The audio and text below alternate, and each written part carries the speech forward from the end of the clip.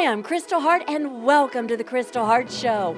The winner of the Kentucky Derby was Animal Kingdom, which brings us to the second leg of the Triple Crown, which is the Preakness Stakes, also known as the Run for the Black-Eyed Susans.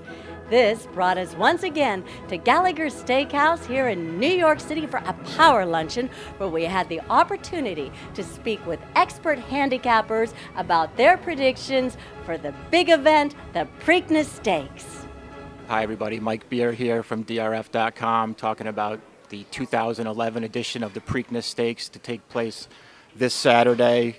Big favorite coming into the race will be the defending Derby champion, Animal Kingdom.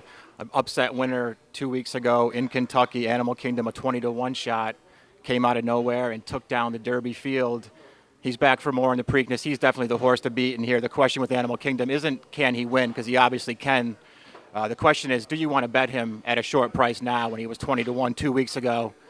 My answer to that question is no, I do not. I'll bet some other horses in here to see if we can take Animal Kingdom down. The Preakness certainly feels like a race that has to have a faster pace than the Kentucky Derby did. We have horses. New faces in this race like Flashpoint and Dance City. Those horses have a lot of speed. Feels like this race could set up a little bit differently. Not that a big pace is going to affect Animal Kingdom, but he's going to have to work pretty hard in this race.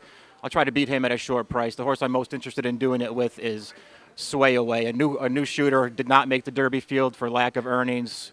Sway Away, however, was a very, very fast 2-year-old, the horse who returned off a layoff in a sprint race in Southern California this year and hung up a 101 Beyer speed figure when running second to the Factor. They stretched him out in his last two starts. I think he acquitted himself very well in both of those races, especially the Arkansas Derby, a race that had a huge pace and went to closers. I thought Sway Away was too close to that pace, moved too soon into it, took all the worst of it and got tired at the end. I think with a better timed ride in the Preakness Stakes, he can be a big factor in here at a price. I'll try and beat Animal Kingdom with Sway Away on Saturday.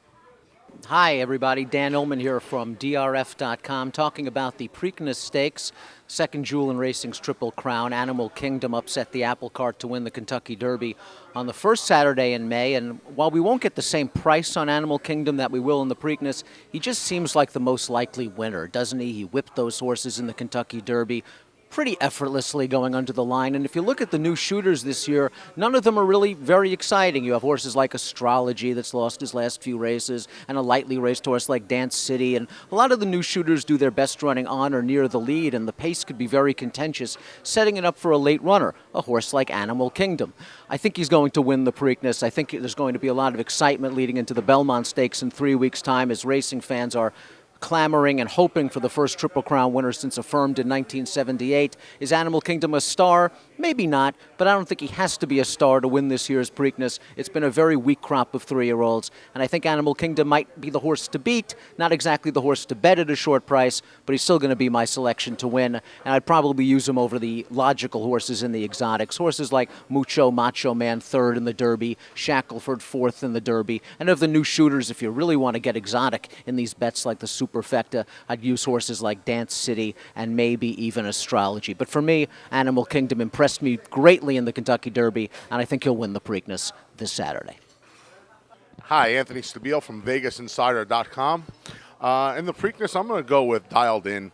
He was my Derby pick, and the slow pace that day really compromised his chances. He came with a pretty solid last half mile in 47 seconds, prompted trainer Nick Zito to say it was probably the best 8th place finish in the history of the Kentucky Derby, and I think I agree. So we're going to try Dialed In one more time in the Preakness. He's also eligible for a $5 million bonus since he won the Holy Bull and at Gulfstream, as well as the Florida Derby down at Gulfstream. If he wins the Preakness, he wins a $5 million bonus for his owner, $500,000 for his trainer Nick Zito. For second, I'm going to go with Animal Kingdom. First time dirt in the Derby, and it certainly worked as he won by almost 3 lengths in a very impressive performance. Whether he could duplicate that again at Pimlico, I don't know. I think the circumstances will definitely favor Dialed In a little better this time. But we'll put the Derby winner, Animal Kingdom, second. And for third, another Derby runner, Midnight Interlude, who really didn't fire in the Kentucky Derby, finishing 15th. Bob Baffert's 5 for 11 in the Preakness, and he's going to go to Martin Garcia, who rode Looking at Lucky for him to win the Preakness last year. So Dialed In on top, Animal Kingdom second, and Midnight Interlude third in the 136th Preakness this Saturday at Pimlico. I'm Dave Johnson from Sirius XM Satellite Radio, and Anthony Stabile talked me into Dialed In, actually. No, I sort of like the idea of a horse who didn't run that great in the Derby, coming back in the Preakness. And I'd love to see Animal Kingdom win, and I'd like to see him go all the way. I really hope he wins the Preakness, but I think he's really up against it. So I'm not going to use him first, second, or third. So I'm using Dialed In on top. Once in a while, a new shooter wins, like Red Bullet, or even Rachel Alexandra. She didn't run in the Derby. So I'm going with Astrology as my second pick. Another reason is because of the trainer combination.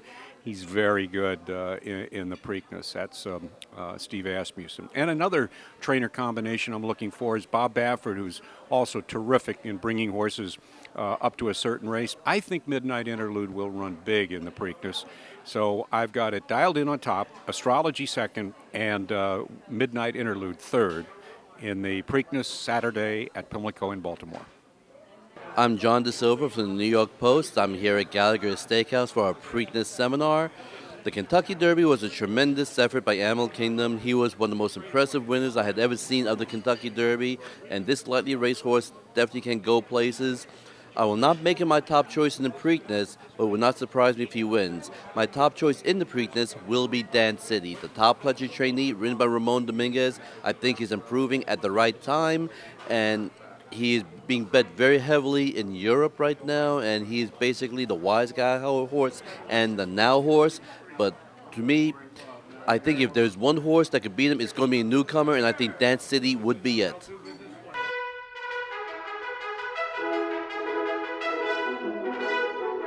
I'm Kristal Hart reporting from Gallagher Steakhouse here in New York City on the Preakness Stakes.